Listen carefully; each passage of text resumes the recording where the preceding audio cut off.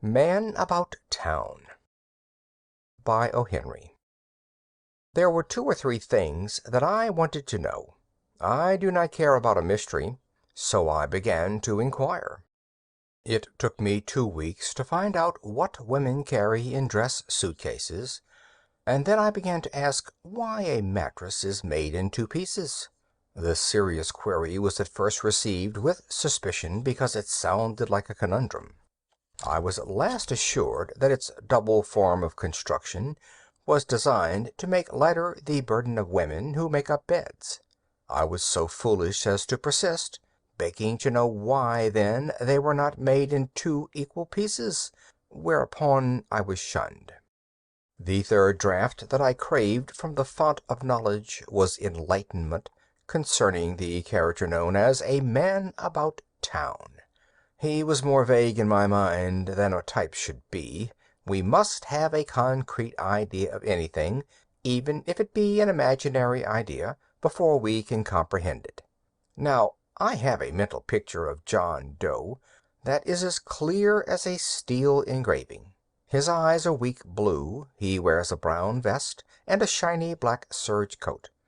He stands always in the sunshine chewing something, and he keeps half shutting his pocket-knife and opening it again with his thumb. And if the man higher up is ever found, take my assurance for it, he will be a large, pale man with blue wristlets showing under his cuffs, and he will be sitting to have his shoes polished within sound of a bowling-alley, and there will be somewhere about him turquoises.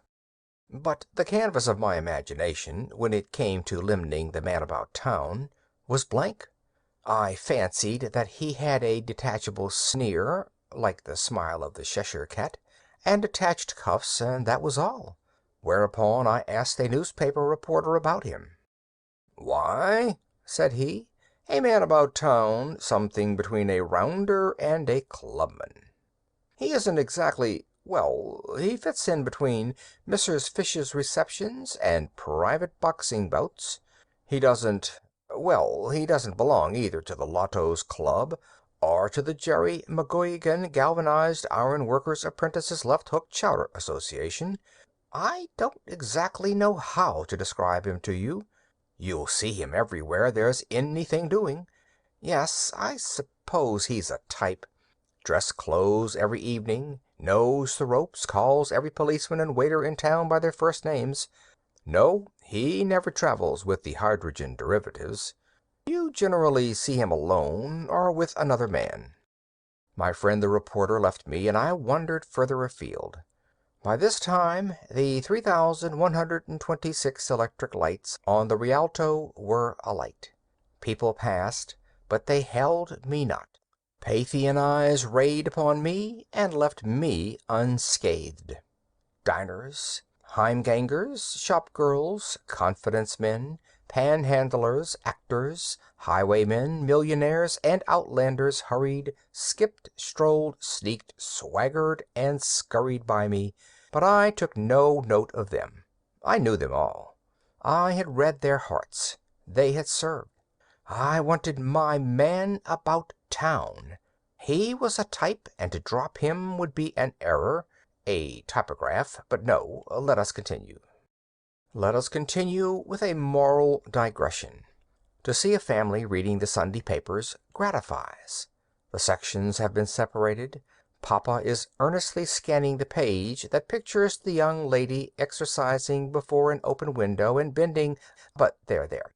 Mama is interested in trying to guess the missing letters in the word N-W, Y-O-K. The oldest girls are eagerly pursuing the financial reports, for a certain young man remarked last Sunday night that he had taken a flyer in Q, X, and Z. Willie, the 18-year-old son, who attends the New York public school, is absorbed in the weekly article describing how to make over an old skirt, for he hopes to take a prize in sewing on graduation day. Grandma is holding to the comic supplement with a 2 hours grip, and little Totty the baby is rocking along the best she can with the real estate transfers. This view is intended to be reassuring, for it is desirable that a few lines of this story be skipped, for it introduces strong drink. I went into a cafe and while it was being mixed, I asked the man who grabs up your hot Scotch spoon as soon as you lay it down, what he understood by the term, epithet, description, designation, characterization, or appellation, viz., a man about town. "Why," said he carefully, "it means a fly guy that's wise to the all-night push, see? It's a hot sport that you can't bump to the rail anywhere between the flatirons, see? I guess that's about what it means." I thanked him and departed. On the sidewalk a Salvation lassie shook her contribution receptacle gently against my waistcoat pocket. "Would you mind telling me," I asked her, "if you ever meet with the character commonly denominated as a man about town during your daily wanderings?" "I think I know whom you mean," she answered with a gentle smile. "We see them in the same places night after night. They are the devil's bodyguard, and if the soldiers of any army are as faithful as they are, their commanders are well served. We go among them, diverting a few pennies from their wickedness to the Lord's service." She shook the box again, and I dropped a dime into it. In front of a glittering hotel, a friend of mine, a critic, was climbing from a cab. He seemed at leisure, and I put my question to him. He answered me conscientiously, as I was sure he would. "There is a type of man about town in New York," he answered. "The term is quite familiar to me, but I don't think I was ever called upon to define the character before. It would be difficult to point you out an exact specimen. I would say, offhand, that it is a man who had a hopeless case of the peculiar New York disease of wanting to see and know. At 6 o'clock each day life begins with him. He follows rigidly the conventions of dress and manners, but in the business of poking his nose into places where he does not belong, he could give pointers to a civet cat or a jackdaw. He is the man who has chased Bohemia about the town, from Rathskeller to Roof Garden, and from Hester Street to Harlem, until you can't find a place in the city where they don't cut their spaghetti with a knife. Your man about town has done that.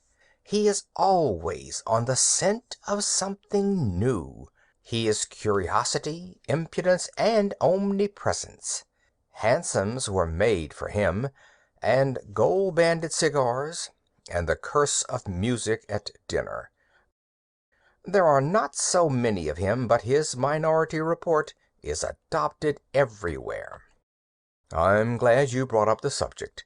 I've felt the influence of this nocturnal blight upon our city, but I never thought to analyze it before.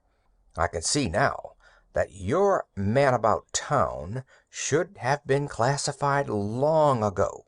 In his wake spring up wine agents and cloak models, and the orchestra plays "Let's All Go Up to Maud's" for him by request, instead of Handel.